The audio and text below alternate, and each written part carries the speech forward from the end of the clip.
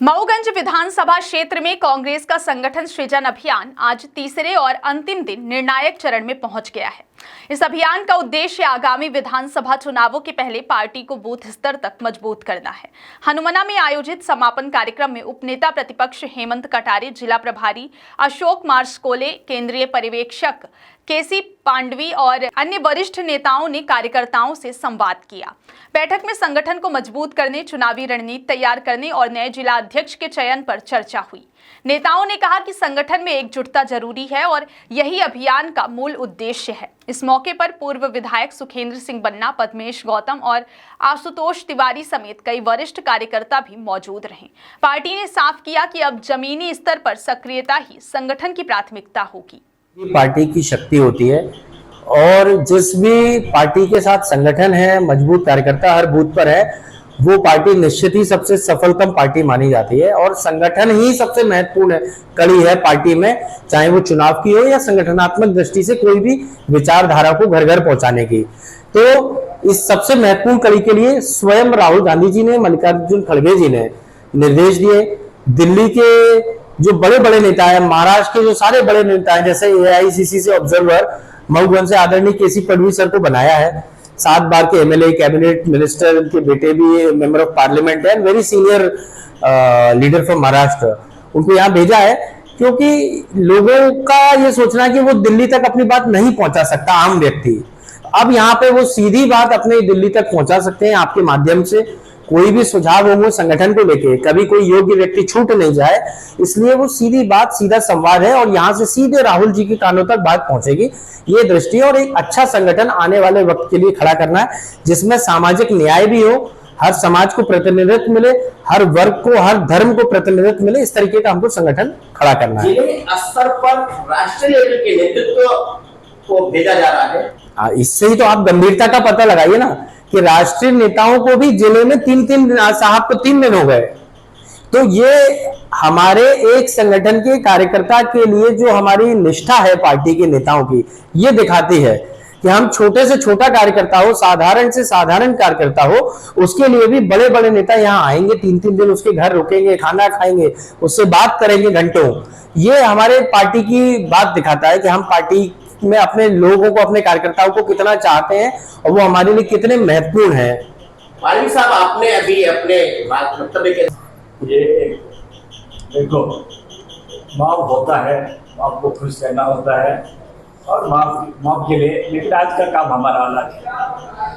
वो तो एक व्यक्तिगत मामला है, लेकिन पब्लिक को जो पसंद है वो करना पड़ता है। कहीं आपका भी स्टैंड वो स्टैंड नहीं है, यहाँ एक मजाक के तौर पर। और वो नेता है, यहाँ जिला बनाने में वो सक्षम रहे हैं, सब कुछ रहे, लेकिन चुनाव क्यों नहीं जीतते हैं? कार्यकर्ता को बोलने का मकसद ये था कि उनको पहले शादी के पहले, यानी आपको बोलना होगा कि शादी करना है तो चुनाव जीतना है। क्या सुखेंद्र सिंह बन्ना ने हामी भरी है? चलिए, ये कोई नई बात नहीं है। जब से हमने राजनीतिक शुरुआत की तब से लेकर के आज तक, अगर उनके दिलों में मेरे लिए जगह है तो मैं अपने क्षेत्र की जनता जनार्दन और अपने जिले की जनता जनार्दन का आभारी हूँ। उनका स्नेह प्यार मेरे साथ बना रहे और उसका कारण है कहने का कि रात दिन कोई भी जरूरत हो, कोई भी बात हो, नेतागिरी अलग है, विधायक सांसद अलग है, इन सब बातों को दरकिनार रख करके हम एक पारिवारिक रूप से सबके लिए एक परिवार की तरह सदैव आधी रात को खड़े हैं। उसका परिणाम है जय बन्ना लोग बोलते हैं। अपने परिवार के किसी बेटे के लिए जय बन्ना बोलते हैं, कोई हमारे लिए नहीं बोलते हैं। अभी तक आपने क्या एनालिसिस किया, आखिर चुनाव आप क्यों हारे? चुनाव कोई हमें बताने की जरूरत नहीं है। हमारे देश के नेता राहुल गांधी जी ने जो महाराष्ट्र का परिणाम आया, वहाँ वोट कैसे बढ़ाए जाते हैं फर्जी तरीके से, EVM कैसे सेट होती है, और इन सब बातों को लेकर के अब तत्कालिक समय में लाडली लक्ष्मी जैसी योजना आकर के महिलाओं को 1000-1500 रुपए में खातों में पैसे डालने, इन सब तमाम मुद्दों को लेकर के भारतीय जनता पार्टी खरीद फरोख्त कर सरकार बना लेती है। बाकी अगर फेयर चुनाव हो तो मैं दावे के साथ कहता हूं कि जब बैलेट पेपर से चुनाव का रिजल्ट आ रहा था मध्य प्रदेश में ही, तो सब 550-600 वोट मुझे मिले और विपक्ष को 220 वोट मिले। और जैसे ही 194 सीटों में मध्य प्रदेश में कांग्रेस बैलेट पेपर से आगे थी, और जैसे ही ईवीएम से चुनाव आया उस समय 166 सीट भारतीय जनता पार्टी की पहुंच गई।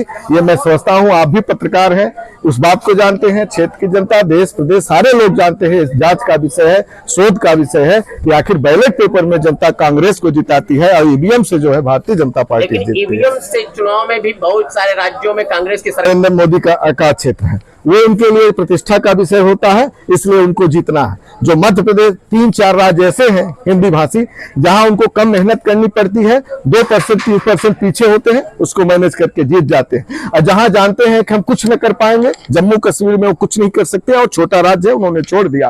तेलंगाना छोटा राज्य था, उसको छोड़ दिया। कर्नाटका में वो नहीं कर सकते थे, नहीं कर पाए। जहां जहां बड़े राज्य हैं और हिंदी भाषी लोग हैं और कम अंतर होता है और जहां उनके कम मशक्कत करनी पड़ती है वहां मैनेज करके जीत जाते हैं। मैं भी जानता हूं, पूरा देश जानता है। कहा जाता है भाजपा तो हिंदी भाषी राज्यों में ही काबिज रही है शुरू से ही, तो वहां जितना स्वाभाविक है।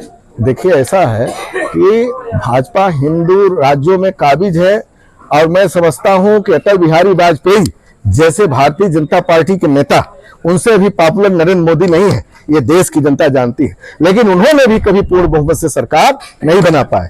जब नरेंद्र मोदी आए तो जब छल कपट मोह, जब छल कपट आर्थिक और ये सब मैनेजमेंट का चुनाव होने लगा तो देख लीजिए देश की हालत क्या है। नरेंद्र मोदी, चाहे पुलवामा की हत्या हुई हो सैनिकों की, चाहे पहलगांव में हुआ हो, सारे षड्यंत्र आप सबके सामने आ गए। अमेरिका के कहने पर उन्होंने युद्ध बंद कर दिया। वहीं जब कांग्रेस की सरकार थी, बांग्ला जैसा देश बना इंदिरा गांधी के नेतृत्व में। ये कोई बात छिपी नहीं है, ना हमारे कहने से ना आपके बोलने से।